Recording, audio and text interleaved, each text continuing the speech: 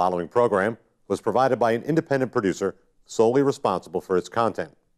The opinions expressed do not necessarily represent the views of this station, its staff, board of directors, or underwriters. Don't adjust your screen. There is nothing wrong. You're about to enter a world where the very concept of time is rendered obsolete by the sheer power of entertainment. You're about to enter the Boggis Hour.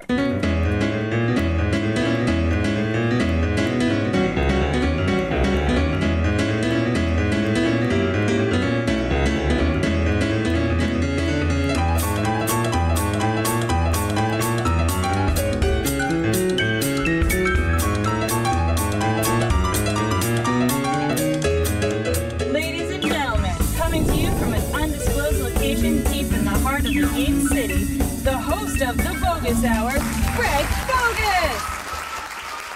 Hey, welcome to another episode of the Boggis Hour, where I spend my time interviewing the presidential candidate named Vermin Supreme.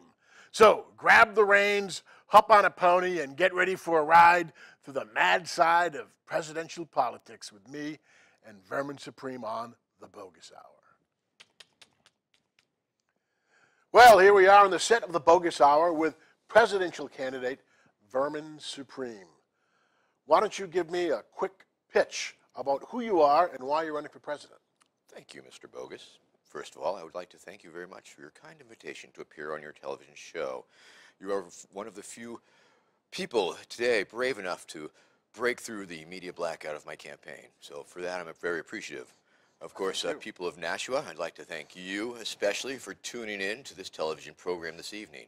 It is public affairs, and I am here this evening to discuss just that topic, public affairs. My name is Vermin Supreme. I'm a friendly fascist. I'm a tyrant that you can trust, and you should let me run your life because I know what is best for you. Yes, I will lie to you, because I am a politician, and I have absolutely no reason not to. I will promise you anything your little heart desires, because you are my constituents, because you are the informed voting public, and because I have no intention of keeping any promise that I make. So this election year, please vote early, vote often, and remember, a vote for Vermin Supreme is a vote completely thrown away. Thank you. That is my stump speech. That's your standard stump speech. That was sure very, very good. And it sounds to me like you have studied the history of politics and the history of politicians, because you seem to have congealed in a very concise and forthright way just about every promise that a politician does make, and the amount of conviction that is actually behind those promises. Congealed and condensed. Delicious. Yummy. Like creamy spam, if you will. Thank you, sir. Yes, that stump has served me very well over the years. As you know, I've been running up here in New Hampshire since 1992. It was a very fine year. And back then you ran as a Republican. I was actually running, back in those days, alternate candidacies. I believe I was running for mayor of the universe, or president, or king of the lower 48. I was running for different things. And it wasn't until really about 2000 when the expediency of saying, yes, okay, I am running for president, because the exponential exposition required to explain these fanciful titles of which I was running for were getting in the way of the real issues at hand. The mandatory toothbrushing, for example. Yes, indeed. And when did that mandatory toothbrushing become part of your platform, and why? Well, that has been part of my platform since one of my first mayoral runs of Baltimore, Maryland in 1987. Oh. It goes back that far. In 1996, I expanded upon that very much. I've been using several platforms over the years, and some years they get expanded. And the 96 one was, of course, expanded into the full text of the mandatory toothbrushing law as recited during my 2012 lesser-known candidate debate performance. And it went a little as follows. Gingivitis has been eroding the gum line of this great nation of ours for long enough and must be stopped. Yes, for too long, a great moral and oral decay in spirit and incisors. A country's future depends on its ability to bite back. We can no longer be a nation indentured. Our very salvation is at stake. We must brace ourselves and bite the bullet as we cross over the bridgework into the 23rd century. May we become a sea of shining, smiling, shining, smiling, shining, smiling, smiling, shiny, shining, smiling, smiling, shiny, shining, smiling, smiling, smiling, smiling, shiny, shiny, shiny, shiny, smiling, smiling, smiling, smiling faces from sea to shiny, smiling sea. Thank you. Now, friends, do not be fooled by false teeth prophets. This mandatory toothbrushing law is not about the secret dental police knocking down your door at 3 a.m. to see if you have brushed or not. No, friends, it is not. It is not about the novelty floss dispensers. It is not. It is not about the dental re-education centers. It is not about the preventative dental maintenance detention facilities.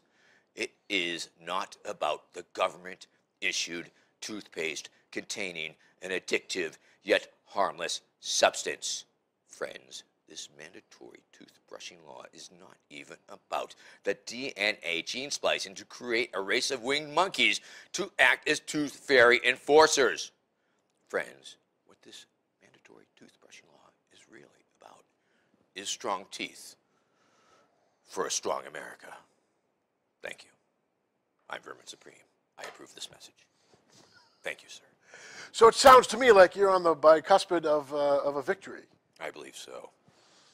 We are on the way. We will be riding our ponies into a zombie-powered future in no time at all. Skip with me, people! Skip with me, people!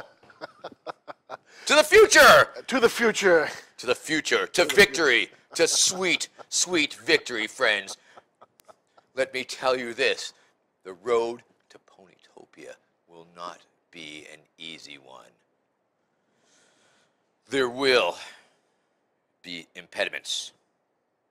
Tell me about those impediments. There will be sacrifices. There will be those who claim that a transition to a pony-based economy may not be feasible. They are naysayers. They are speed bumps on the road to a future where we will not need speed bumps anymore.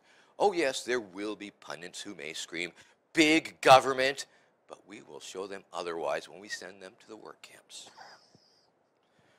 The road to Ponytopia will not be easy. There will be sacrifices. There will be hardships. Not all of us will make it. It will be paved with the glitter-encrusted skulls of our vanquished pony-hating foes. Thank you. I'm Vermin Supreme.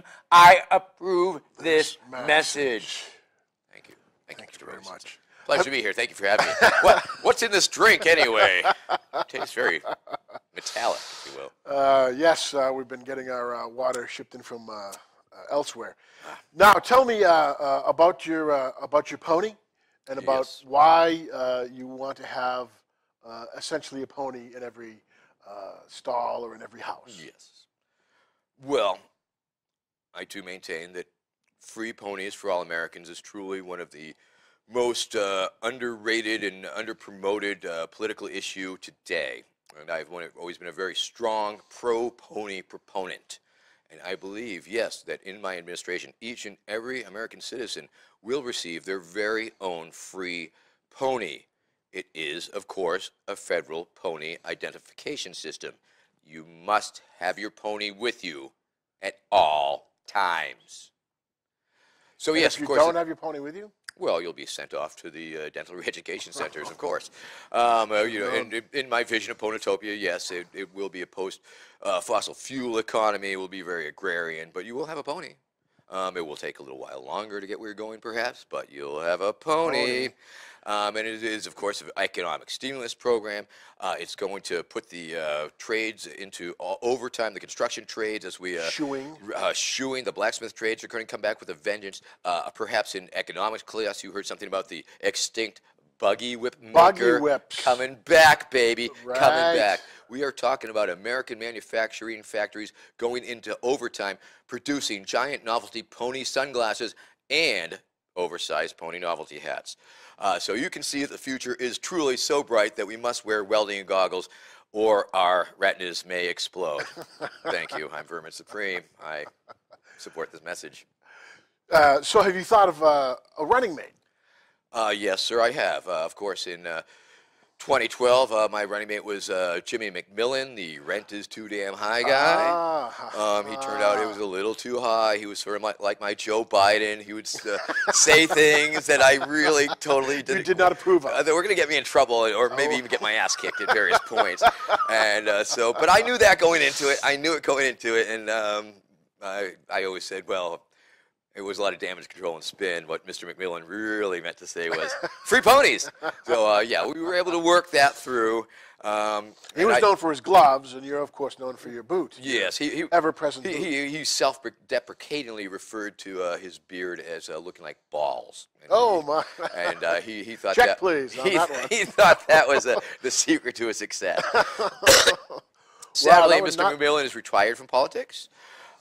So my list really lengthens and shortens randomly.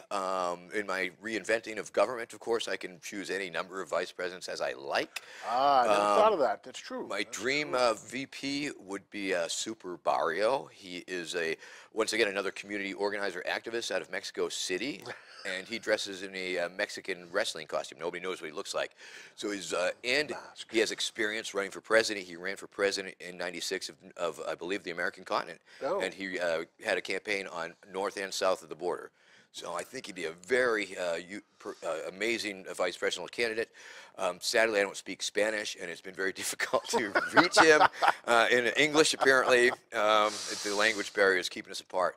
But I would love to be on the campaign trail with Super Barrio. I've always wanted to vote for someone in a singlet, and I think that would be... In a singlet? Yes, the wrestling singlet. Oh, yes. I thought you said sniglet. Oh, no. And funny thing, I met Rich Hall the other day at the first in the nation GOP primary town hall that they hosted the other day. And that was very nice. He's working on the BBC or something. I believe he was. I believe he was. And it was almost like an SNL reunion because also there was Robert Schmeigel with Insult the Triumph dog. And, Did you talk to Triumph? I did, but I didn't sign the release form because I didn't. I mean, okay, I don't mind being free, content for many people, but Schmeigel, come on, Schmeigel. Come on, Schmeigel. So we got him thrown out a little bit. And towards the end, I'm shouting, throw Schmeigel out, throw Schmeigel out, throw Schmeigel out. Professional jealousy granted, but New Hampshire primary is my game, baby. You know what I'm saying? Not yours, Triumph. Rubber puppet dog, whatever, rubber puppet dog. So it's pretty funny when you see different people working the primary for sure. And at this stage in the game, I have become a beloved figure on the ground. And indeed. And it's pretty amazing how much love I get from the Senate Republicans. I mean, all the State House Republicans, they all... In New Hampshire. In New Hampshire, the State House Republicans, they were loving me so much. They all wanted the photograph, the autograph, the whole nine. Wonderful. They haven't sponsored any of my bills yet, but I have a lot of hope. I'm hoping to parlay their liking me into perhaps forcing through some serious reforms in the Granite State. Now, have you proposed any bills in New Hampshire or have you tentatively proposed them? Well, of course, I'm working on the rebuilding the Old Man of the Mountain. That's a cause that's very near and dear to my heart, and the people of New Hampshire I know also. Do you plan on using stone, or maybe I thought of the potatoes that, remember Richard Dreyfuss in Close Encounters of the Third Kind? Yes, mashed potatoes. That would be very good if we could somehow cover them in concrete or use them in a new concrete recipe. It wouldn't surprise me if we could. But I was going to make it like super big, bigger, like 10 times as big, so you could see it from twice as far. Marketing. I think it could actually be the seat of government. We could turn it into like a superhero slash villain layer, if you will. This giant rebuilt Old Man of the Mountain, I foresee, will be shooting lasers out of its eyes and breathing fire and spewing glitter all over Vermont. It will keep the people of New Hampshire very safe, and that's my promise to you, New Hampshire. Thank you. Best state in the nation.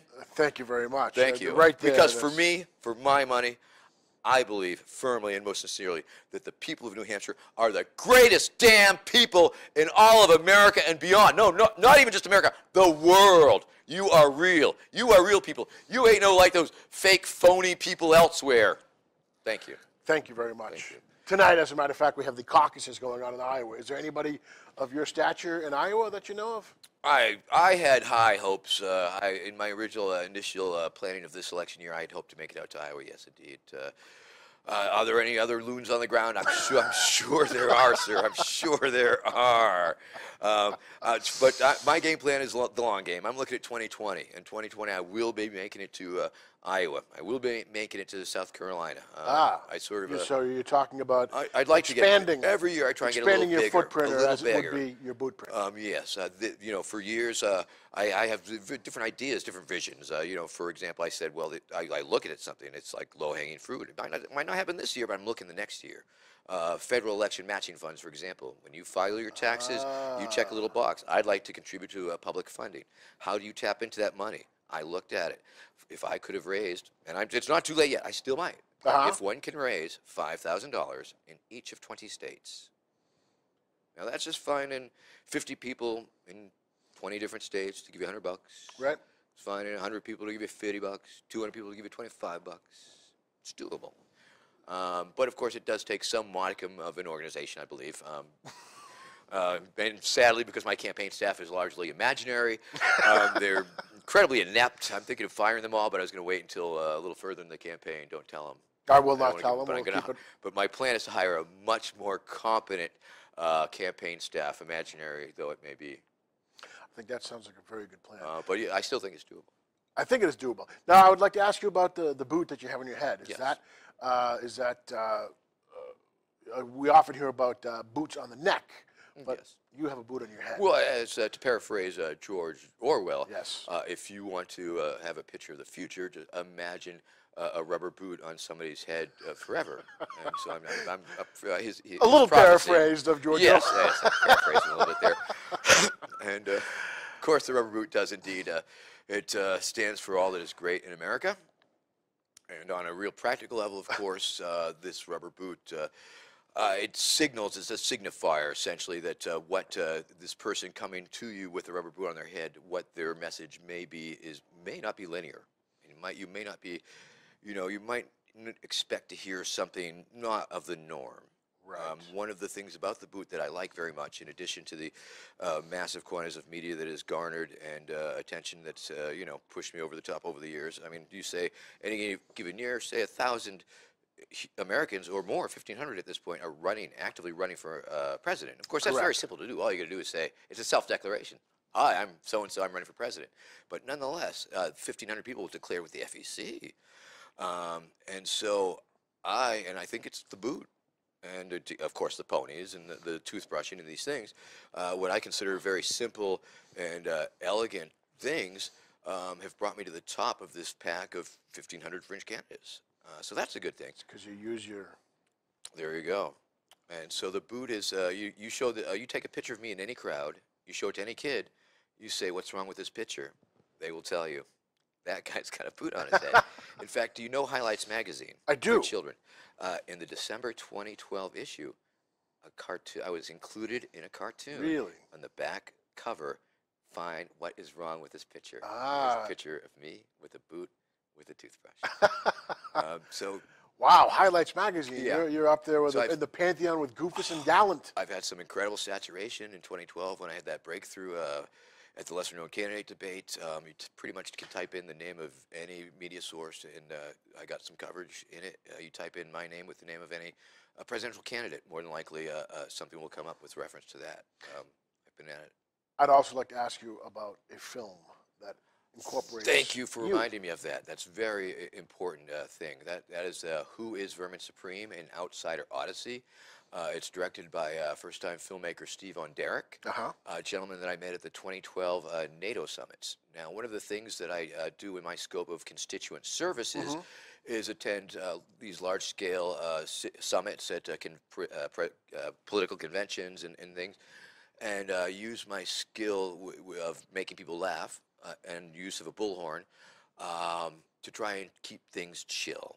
I find myself in between the space between the protesters and the riot cops a lot of times. Excellent. And I become an MC, a ringmaster, if you will, and I make jokes on the police, I make jokes on the protester, I humanize each side to each other, and I try and let everybody know what to expect. I'll read excerpts from riot control manuals to sort of let the police know that what I expect of them in a professional fashion. Correct.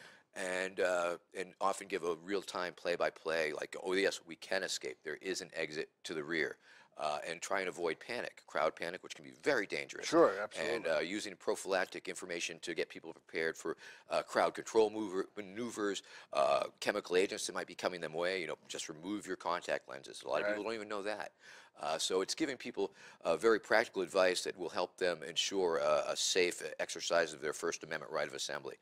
Which it seems to be one of the things that your primary concern is. I consider the First Amendment I consider myself a First Amendment activist among all, and I believe our right of assembly is very important. And of course, our right of speech is very important, and I have managed to find this way, this format, this running for president, this little niche in the whole shebang, the whole spectacle, that's national in scope, because it is, and it draws the attention. And by using these simple, elegant, yet effective devices, I've managed to push forth my commentary. Right.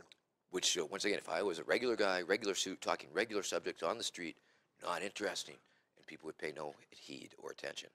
So by using these things, a toothbrush and a boot. I've been, you Google me up on the news. At this point, a steady stream of news articles, not just mentions, but things. I mean, in years past, it would be okay. I'd be good for 4 picks on the wire and 2 mentions on NPR. Yeah. But now I got full interviews on the NPRs. I've got, just my visibility's come up. Like I say, Parade Magazine last time. I mean, just all these things. Well, I'm gonna ride it all the way, baby. Ride the pony. So I think that, to me, that sounds great. The concept of de-escalating situations. Oh yeah. So back to that. Because that's one of the things that happens is that people have a tendency to lose their mind. It gets very tense. And you have when they're in this zone, in this place between the cops and the protesters, it's a vacuum. And if something doesn't fill the vacuum, then all mayhem can eventually be the cops or the protesters. Right. But if I step in there and be the voice of reason and humor and MC it. So I noticed somebody was filming me during this event. And I eventually found out that it wasn't a cop, and it was this cat, Steve Derek, and he asked me if I was interested in having a documentary made. I said yes. You come to a time where you say, well, I've been doing this a while, and it's like, I think I should. And so I gave him total access. I gave him all sorts of archival footage on VHS tapes, boxes and boxes of it. Wow. He transcribed it all. I brought him to Gloucester.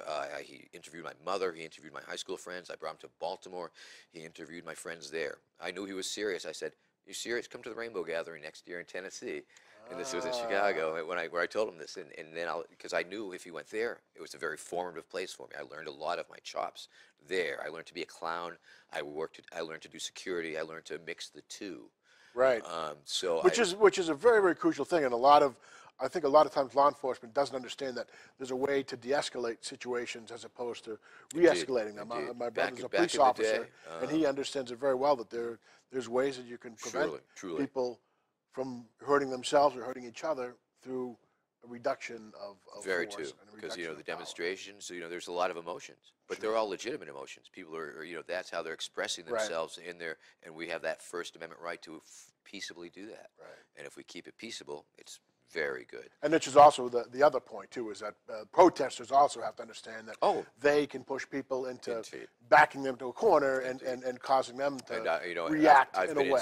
I've been in situations where I've certainly called out that play-by-play, and it's a dance, and it's almost scripted. We know what's going to happen. Everybody knows what's going to happen.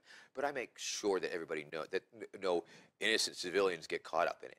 It's like, hey, you up front pushing the police. Not a great idea, but well, you're going to do that. There's consequences, and there can be blowback. So things happen, but yes, but I think we can minimize that, and if everybody's on the same page, it's a good thing.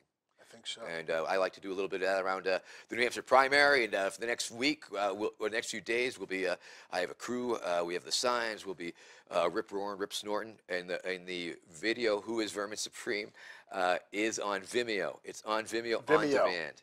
Vimeo on demand. Vimeo on demand. Who is Vermin Supreme? Who is Vermin Supreme? Vimeo follows my whole career as an agitator, as a de-escalator, and a political candidate, and all of these things. It's a very good film, if I do say so. Also, the Overlord Project. I'm doing work with Warren Lynch, who made Pony Trouble, a very twisted movie about pony worship long before the bronies even existed. It's really amazing. He's a twisted guy. He makes twisted films. And he asked me if I wanted to make one about with him, and that's all online on YouTube. The Vermin Supreme for Overlord of Planet Earth. It's Vermin crazy, Supreme for Overlord of crazy Planet stuff. Earth. I've had the opportunity to collaborate with a lot of different people.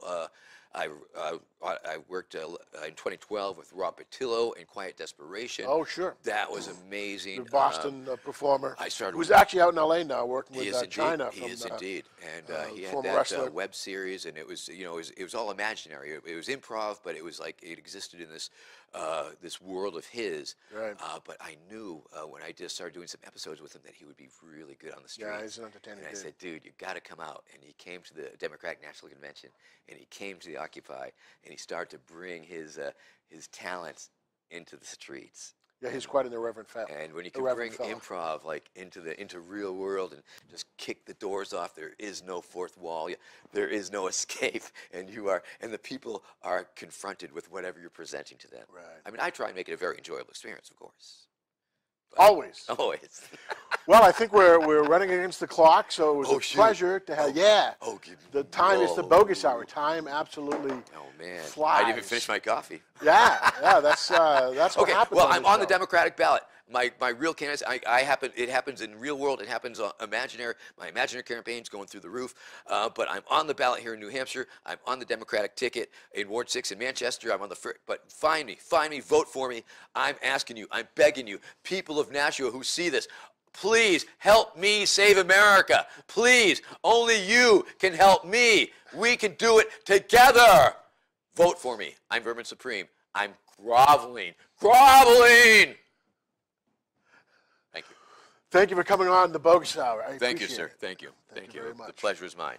And one more week, and the elections are here, so. We will crush, together, we will crush Martin O'Malley. We will destroy him. We will crush Santor. We will crush Huckabee. Help put me over the top, people. Gilmore, boom, down. I already took out Chandil. Chandil, gone. Pataki, gone. Help me, people. All the way. All the way. All the way. Woo! Woo!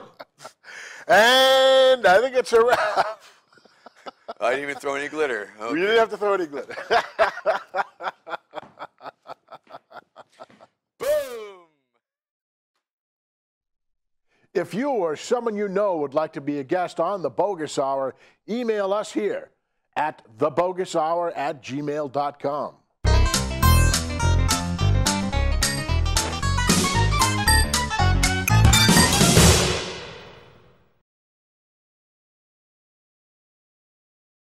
The preceding program was provided by an independent producer solely responsible for its content. The opinions expressed do not necessarily represent the views of this station, its staff, board of directors, or underwriters.